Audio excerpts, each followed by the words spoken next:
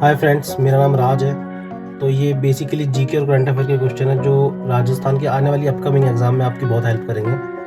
जैसे सीईटी हो गया या फिर CET graduation level plus 10+2 level, और जो भी एग्ज़ाम्स हैं स्टेनो होने वाली है, और राजस्थान के जो हाई कोर्ट एलडीसी है उन एग्ज़ाम में आपकी बहुत हेल्प करेंगे। ठीक है, तो शुरू करते हैं। हाल ही में संपन्न हुए 2022 राष्ट्रमंडल खेलों की पदक तालिका में भारत ने कौन सा स्थान हासिल करा है? तो इसका करेक्ट आंसर होगा 4th। जान लेते हैं राष्ट्रमंडल खेलों के बारे में। 2022 राष्ट्रमंडल खेलों को आधिकारिक तौर पर 22वें राष्ट्रमंडल खेलों के रूप में जाना जाता है। 28 जुलाई से 8 अगस्त 2022 तक बर्मिंघम, इंग्लैंड में आयोजित एक बहु खेल आयोजन था। यह पहली बार था कि बर्मिंघम में खेलों की मेजबानी की और इंग्लैंड के खेलों को भी चिन्हित किया गया है। तो यार देखो, सिर्फ क्वेश्चन पे ध्यान नहीं रखना है। देखो, इसमें और भी आपको क्वेश्चन मिल जाएंगे। जैसे देखो, बर्मिंघम में पहली बार खेले गए थे राष्ट्रमंडल खेल। ठीक है, तो ऐसे भी आप इसको पूरे टॉपिक को याद रखना। ये आपको पूरी शीट दे रखी है मैंने, तो आप देख सकते हो 4th नंबर पर इंडिया है। तो गोल्ड वाइज भी अगर अपन देखें तो भी इंडिया 4th नंबर पर है। ठीक है, क्या देखो, वॉइस में थोड़ा डिस्टर्बेंस आ सकता है बिकॉज मैं दिन में रिकॉर्डिंग कर रहा हूँ, क्योंकि मेरे पास भी इतना टाइम नहीं होता। मैं ज़्यादा एडिटिंग भी नहीं कर पाता इसके अंदर, है ना। तो थोड़ा सा प्लीज़ बिहेव कर लेना उस चीज़ को। चलो सेकंड क्वेश्चन देख लेते हैं। हाल ही में किस राज्य की खगोलीय वेधशाला को यूनेस्को की महत्वपूर्ण संकटग्रस्त विरासत वेधशालाओं की सूची में शामिल किया है? करेक्ट आंसर होगा बिहार। जान लेते हैं। खगोलीय वेधशाला मुजफ्फरपुर को हाल ही में दुनिया की महत्वपूर्ण लुप्तप्राय विरासत वेधशालाओं की यूनेस्को की सूची में शामिल किया गया है। यह वेधशाला 1916 में स्थापित की गई थी और स्वतंत्रता तक सक्रिय थी। 1970 के दशक के बाद, 1970 है के दशक के बाद बंद हो गई देखभाल के अभाव में, और अब सिर्फ मशीनों का ढांचा बचा है। ठीक है, एक चीज़ और याद कर लेना यार दोस्तों, यूनेस्को का हेडक्वार्टर कहाँ पर है? तो उसका पेरिस में है, फ्रांस में। ठीक है, तीसरा क्वेश्चन देख लेते हैं। अमेरिका सीनेट में निम्न में से किन देशों को नाटो में शामिल होने की मंजूरी दी है? ठीक है, तो इसका करेक्ट आंसर है स्वीडन और फिनलैंड, मतलब इसका आंसर हो जाएगा। तो नाटो यार देख लो, ये इसका जो हेडक्वार्टर है वो ब्रुसेल्स में है ना, बेल्जियम के। ठीक है, तो इसमें 2 देश शामिल होने वाले हैं, स्वीडन और फिनलैंड। ठीक है, 4th क्वेश्चन है, विश्व संस्कृति दिवस कब मनाया जाता है? तो इसका तो सीधा सा आंसर है आपका 12 अगस्त को। ठीक है, चावल शैली के प्रसिद्ध चितैरे नसरुद्दीन, इनको नसरुद्दी भी बोलते हैं, ने रागमाला का चित्रण किस शासक के संरक्षण में करा था? ठीक है, तो इसका करेक्ट आंसर है प्रथम, अमर सिंह प्रथम। थोड़ा सा जान लेते हैं। चित्रकार नसरुद्दीन, नसरुद्दी भी इनको बोला जाता है।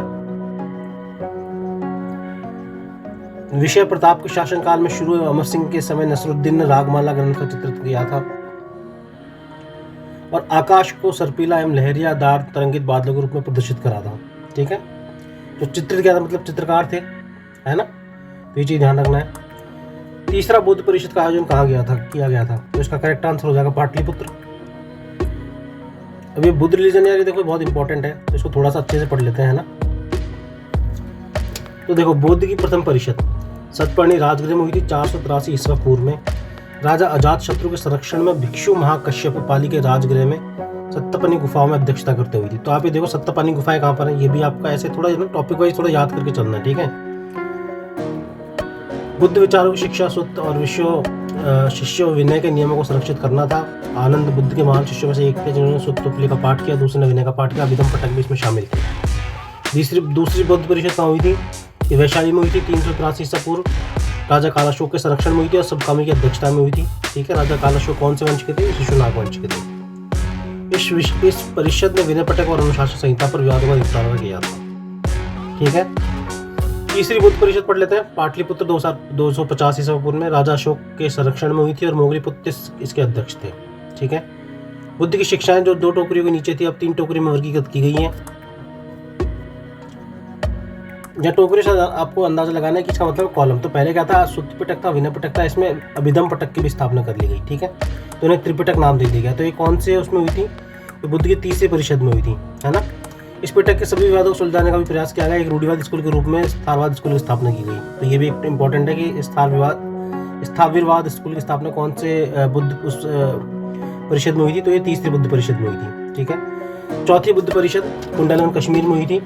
कुषाण राजा कनिष्क के संरक्षण में उस परिषद के अध्यक्ष वसुमित्र थे और जो उपाध्यक्ष थे वो थे अश्वघोष।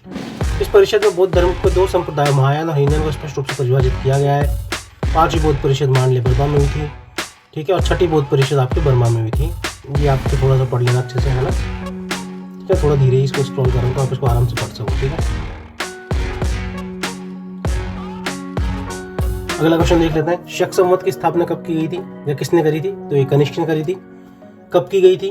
तो ये देखो, समय गणना का संवत होता क्या है? ये समय गणना का भारतीय मानदंड होता है, ठीक है, मापदंड है। भारतीय समाज में प्रत्येक प्रचलित संवत है, मुख्य रूप से 3 संवत प्रचलित है, विक्रम संवत, शक संवत और तीसरा लोधी संवत भी प्रचलन में आया है अभी।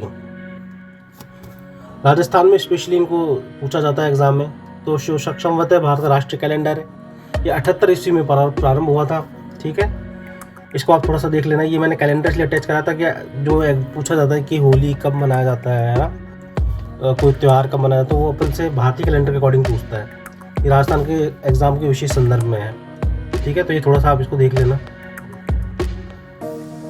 अगला क्वेश्चन देख लेते हैं। किसी राज्य के मुख्यमंत्री को कौन नियुक्त करता है?